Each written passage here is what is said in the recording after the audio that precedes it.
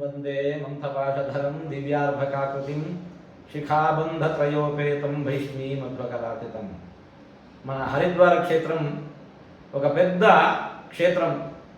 ఇలాంటి క్షేత్రంలో ఈరోజు శ్రీమద్ భాగవత సప్తాహ ప్రవచనం జరుగుతుంది. శ్రీమద్ భాగవతం అంటే భగవంతుని యొక్క కథ, భగవద్భక్తుల కథ. దాన్ని అందరూ కూడా వినాలి. మన జీవితంలో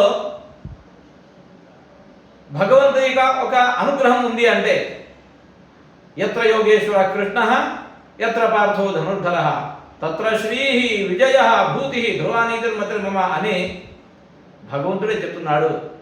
అలాంటి సర్వవిధమైన విజయం, అందరికీ యశస్సు, శ్రేయస్సు అందరికీ లభించాలి.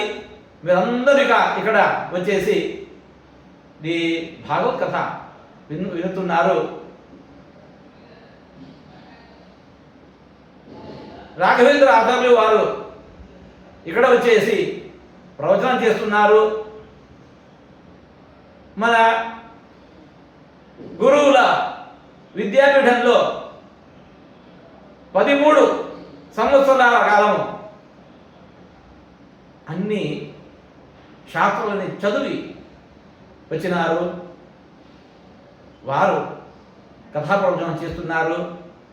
మన మనోజాచార్యులు వారు ఇలాంటి ప్రబంధం చేస్తున్నారు.